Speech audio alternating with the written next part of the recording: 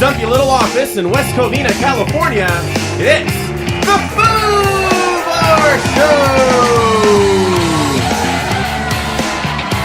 Hey, what is up, everybody? I am Joe C. I'm Josh. And we got David on the mix. Say hello, David. Hello, David. Thank you all very much for listening into the Foo Bar Show. Thank you for subscribing and telling a friend like a champ. You can always catch us at Foo Bar Show. That's FOOBarshow at gmail.com. And FOO Bar Show as our handle on Facebook, Twitter, and Instagram. Check us out. Drop us a line and we'll foo it up like a couple of foos. Ain't that right, foos? Foos. Yeah. On tap today, we got a new segment, everybody. We got a segment called Don't Be a Dick. I know that's my sign off for every episode, but hey, I mean, people can't hear it enough, right? Nope. And we got some news, we got sports, and some music highlights. But today, most importantly, we have a very special guest. His name is Nuncio. What's up, Nuncio? What's going on, Nuncio? Vision Thank you for having me. Thank you for having me. So, for those who haven't heard of our good friend Nuncio, he's an entrepreneur. What would you say your company is compiled of? Music, a lot of creative services like printing, design, photography, videography, a lot of the things that you guys have been a part of. Just trying to better the music world and give people a professional image and through our services and our team. Are you mainly local? Are you territory bound? Are you regional? Like, how's that work? I would say like 90% of it is local, but there's a cool little 10% that's on the internet. Right on. Worldwide. Cool. All that good shit. Yeah. What are the genres that you typically represent or help out? It's pretty diverse. Like anything from rock, even Latin rock, cool. to hip hop, of course. I would say a little bit of pop and no country. Good boy. Good job. Good job. Doing good there. Yeah, man. No country. Is there a reason for that? Just because I have no country artists. We'll give you a golf clap for that one, sir. Every reason. Well, I mean, the demographic is large for country. I mean, if somebody wants to capitalize on it, but I'm glad you're sticking to your guns, sir. I have my reasons, which we'll get into. Well, let's get into it. What are your reasons? I'm just going to answer one of your questions. Where I'm from. Okay. All right. So we're going down the line. I see. Right. So where were you conceived? I was conceived in Riverside. I lived there till I was 8 years old. Moved to Iowa, which is where all the country roots are coming in.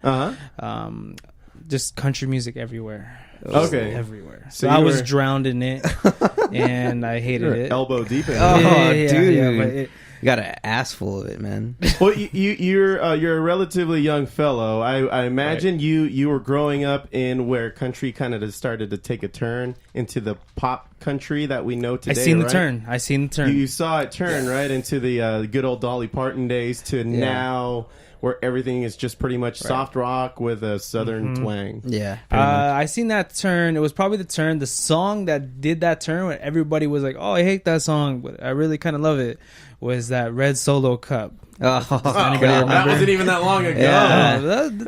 When I was like 16. A good decade ago, no? About 16 years old, yeah. It's crazy. Yeah, so when it did that turn, I knew that it was just going to get worse.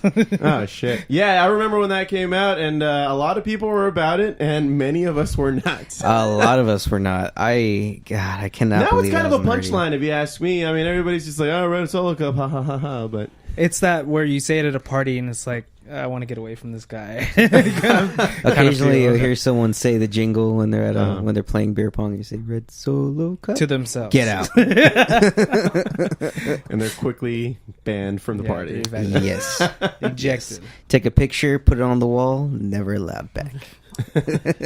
So you grew up in Iowa. Up until what age did you move to? I moved here going into 19 years old. So I was 18 when I moved here February of I'm not gonna do my math, but I was 18. Math is hard. Yeah. That's the real reason. But I was 18 when I moved here.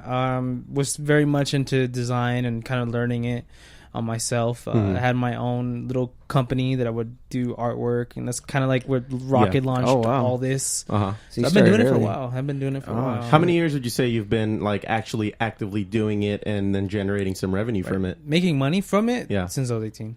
Okay. Yeah, sweet. So people were giving you like, here's a few bucks if you can kind of put this artwork together for me. $5 for an album. Holy shit. Okay, so I got ripped off. It all gets better. Well, at least it got better. Microsoft Paint wasn't, Oh, okay. Fair enough.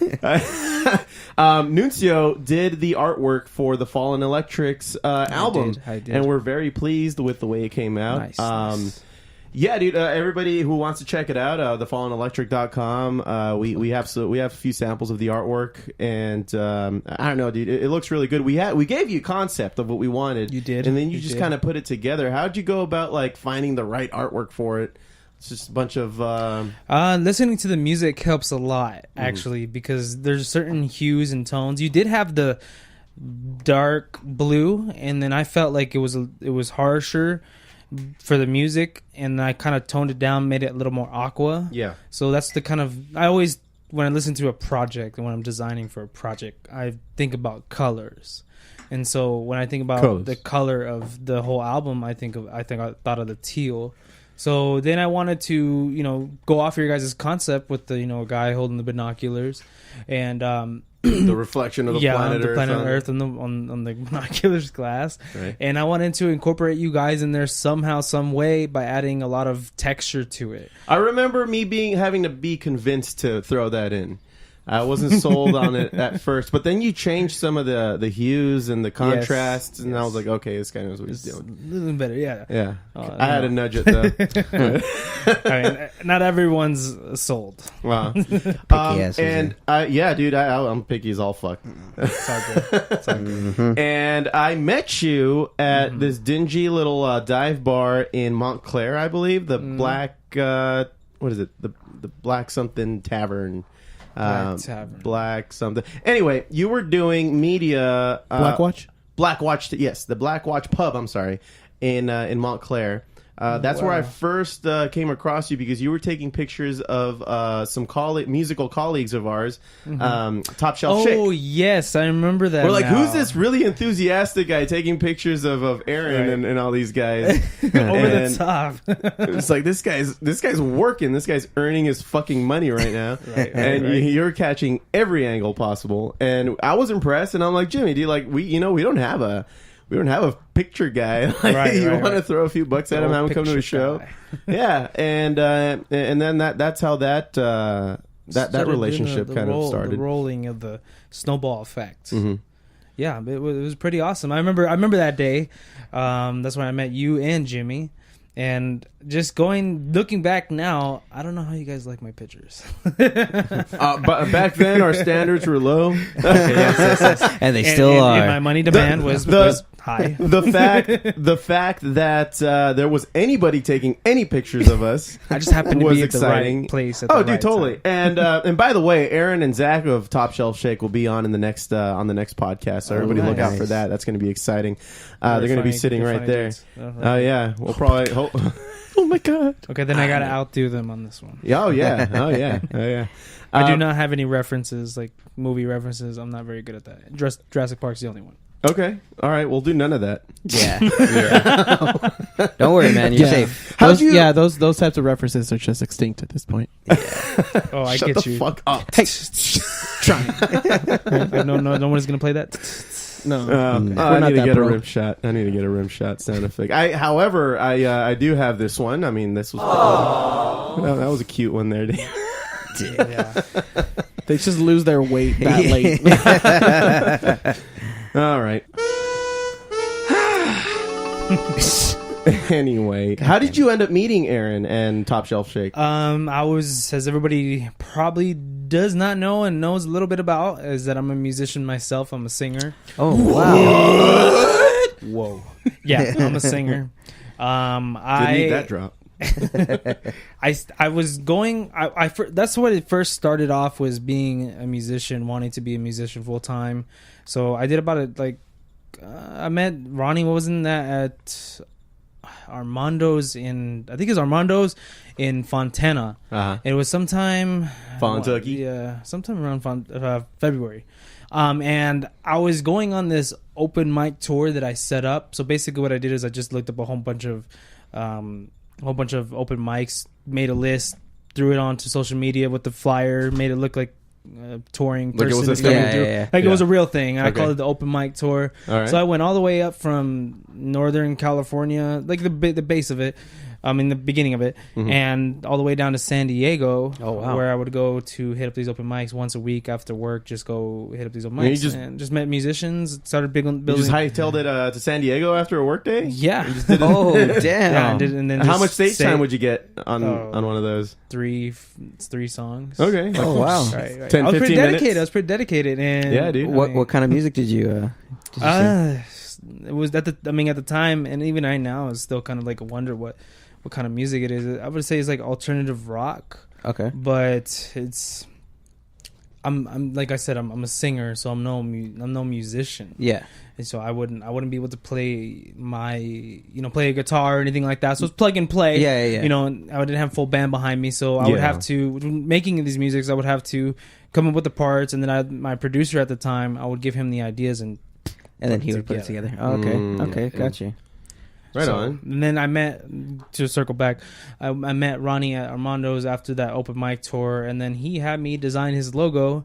Got me really high. And I designed his logo, and just everything there is like, oh, meet this person, meet that person, meet that person, this person. And it became a full-on business, and now I'm doing everything. And I'm nice, man. Nice. And I'm gonna bring this up in the next pod, but I'm very jealous of his band name. Like, how the fuck did I not think of that fucking band name? Top Shelf Shake. That's I mean, come on. That's stroke genius. Play on word, right? Yeah. I don't know how to smoke weed. He was probably pretty high when he came up with it. I can only imagine. Top Shelf Shake. That's it. Was it like in Dewey Cox What was it? Whenever he thinks of a song title, all of a sudden he'll just look off in the distance.